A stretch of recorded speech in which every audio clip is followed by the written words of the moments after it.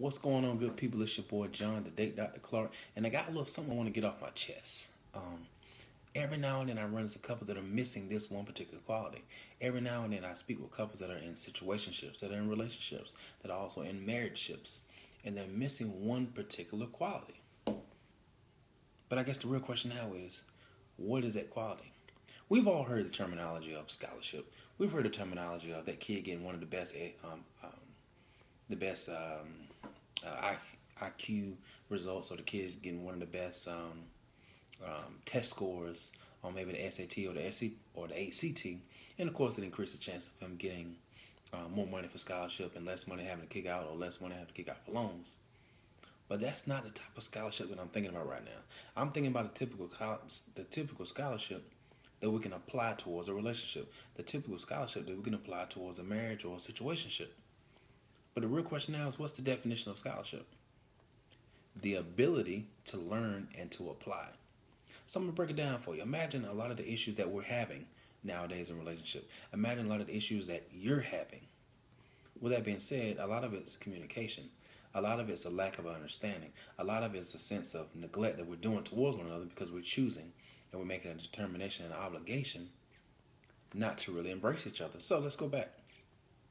A lot of relationships nowadays are missing that one fundamental, which is a scholarship, the ability to learn and to apply. So with that being said, what I mean is we're failing to understand and we're failing to apply some of those great qualities that we need to do in order to boost and to increase the chance of having a very successful relationship.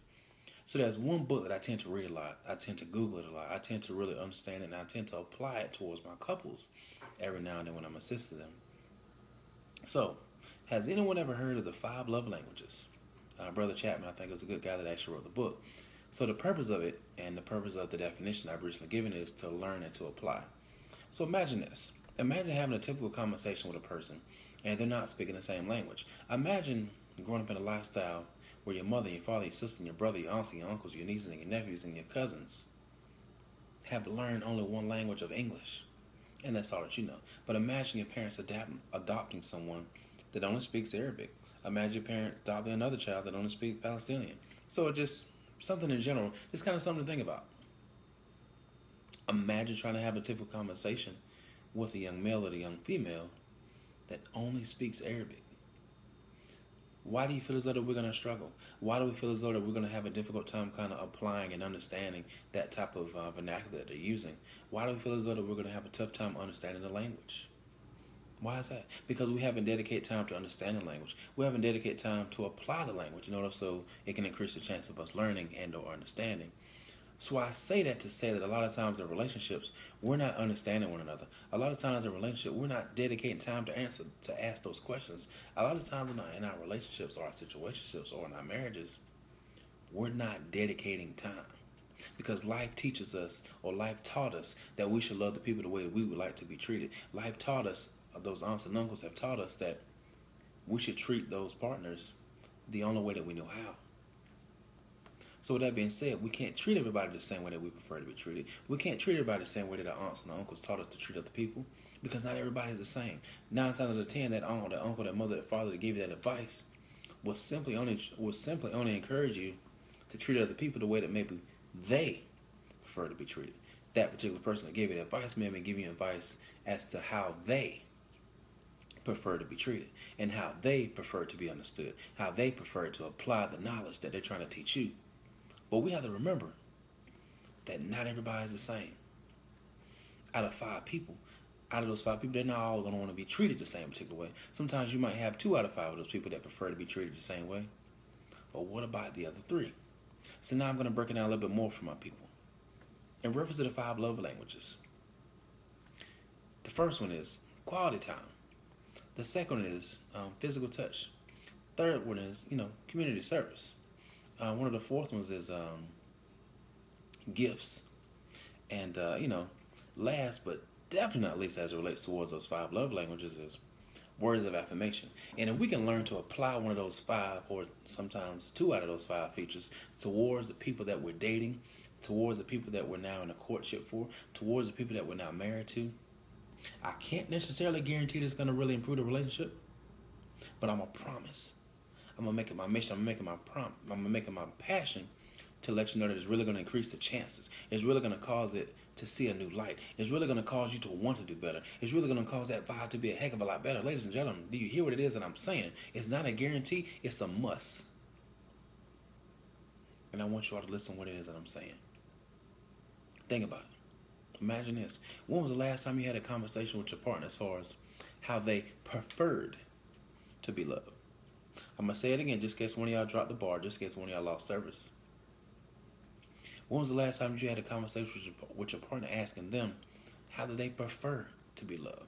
How were they raised to show love? How were they raised by their mother, their father, as far as how their father portrayed love towards them, or how their mother portrayed the image of love towards them? Because 8 times out of 10, that's more than likely how that person is going to educate you. And 7 times out of 10, that's how that average person is going to tell you how they prefer to be loved. Now, sometimes there is a huge difference. Sometimes the typical Becky Sue is going to tell you that I was loved this way, and this is how I preferred. But your particular aunt or uncle is going to tell you and to teach you to love this person another way. That's where the conflict comes in at. Do you all see what it is that I'm saying? But back to the premise, back to the point.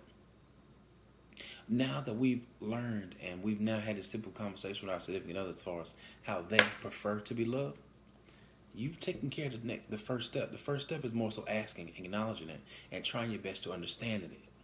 Now, if you're still having a difficult time, necessarily understanding it, ask additional questions. Tell this particular person to kind of give you clues. Tell this person to kind of give you some examples as far as what exactly they mean, as far as their own preference and being loved. And when you have that understanding, when you have that knowledge, there's only one thing left to do.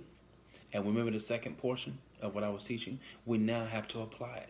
Now that we understand it, now we get back to the scholarship, because remember, the scholarship definition is the ability to learn and to apply.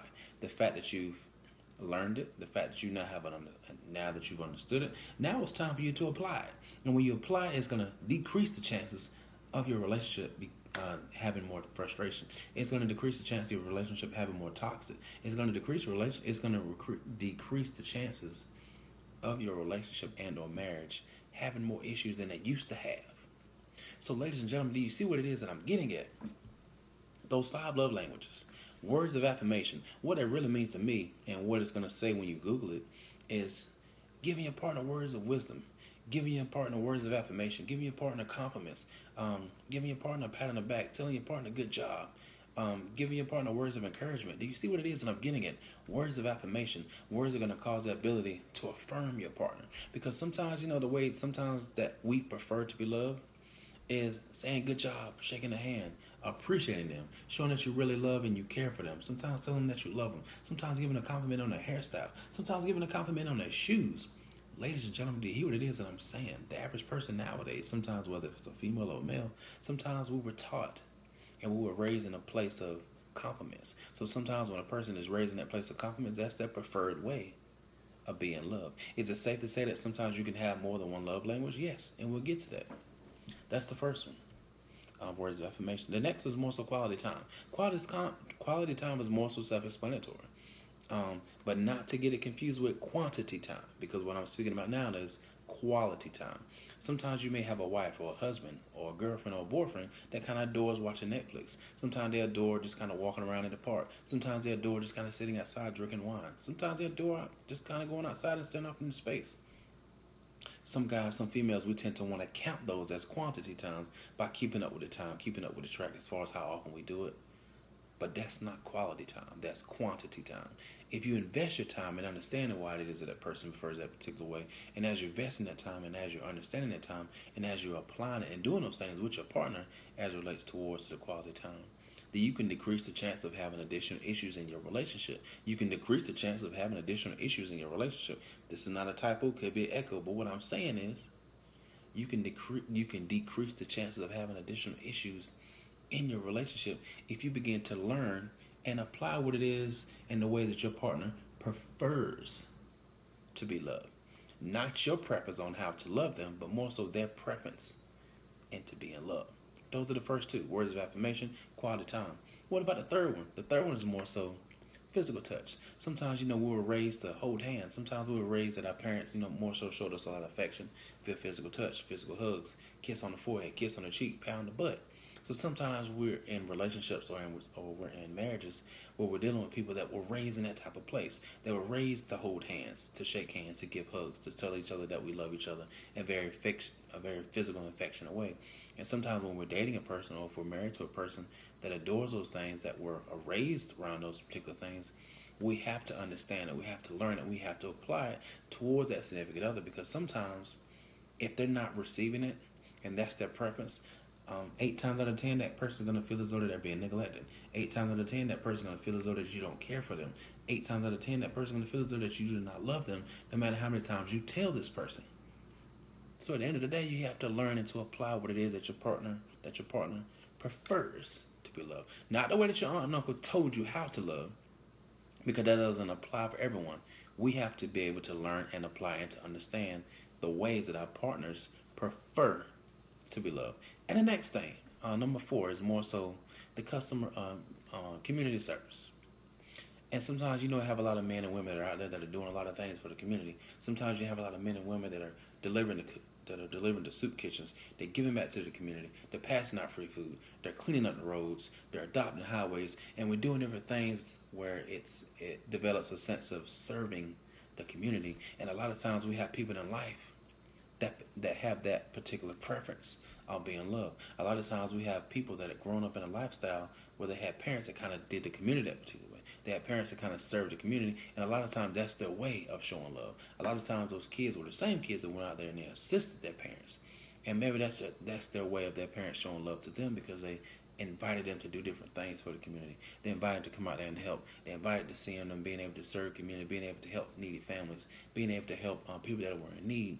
And sometimes if that's a person's way on showing love, or if that's a person's way on receiving love and preferring love, then like I said before, like I've said 3 or 4 times, we have to learn it. We have to understand it. We have to apply it, because that's our partner's way and his or her preference on seeing love and catering to love. So the last one, but definitely not least, but it's more so the most obvious, we have gifts. Think about it. The average kid, the average child, the average adult, the average adolescent, the average adult nowadays. Sometimes, we were raised in a place of parents giving us gifts or delivering us gifts because that was their way of showing love. Not to be confused with the parents that maybe didn't have a lot of time for kids, but sometimes that is the case. But sometimes these are some of the ways that parents do cater to their kids. These are some of the ways that parents nowadays are showing their kids that they love, and sometimes it's in the formality of a gift. There's nothing wrong with that. Maybe that's just their way of expressing love. Maybe that's all the time that they had. Maybe that's the way that they only knew. So if you grew up in a lifestyle of that, sometimes that could possibly be your preference on love. That may not be the way that your aunt and uncle taught you to love a person, but if you're in a relationship, if you're in a marriage, and that's what you were raised upon, and that's your preference of love, and you can have more than one, then of course that's what you need to learn to express to your partner. Those are some of the things that your partner's going to begin to inquire on, and that's where you have to be open and honest to your partner as far as some of those things. Because if we're open and honest, if we're very aware of these things, if we're delivering an understanding and a liking for it, and we're able to apply it, then we're going to focus on decreasing the chances of us having additional signs of tension, additional signs of toxic, additional signs of frustration in our relationship. Ladies and gentlemen, what we just went over today is more so increases the chances of success, adding a new proper way to kind of show love towards one another. And that's my philosophy. Learn and apply and to understand the 5 love languages, whether it's quality time, words of affirmation, physical touch, customer service, community support, community service, and catering to your partner with gifts. Those are the 5 love languages. The word of today is more so scholarship, the ability to learn and to apply. I love you all. Feel free to share this video. Feel free to like my page on all social media things. More so it's the Date Doctor. Feel free to look at my website, www.datedoctor.com. All right, good people, and I'm gone.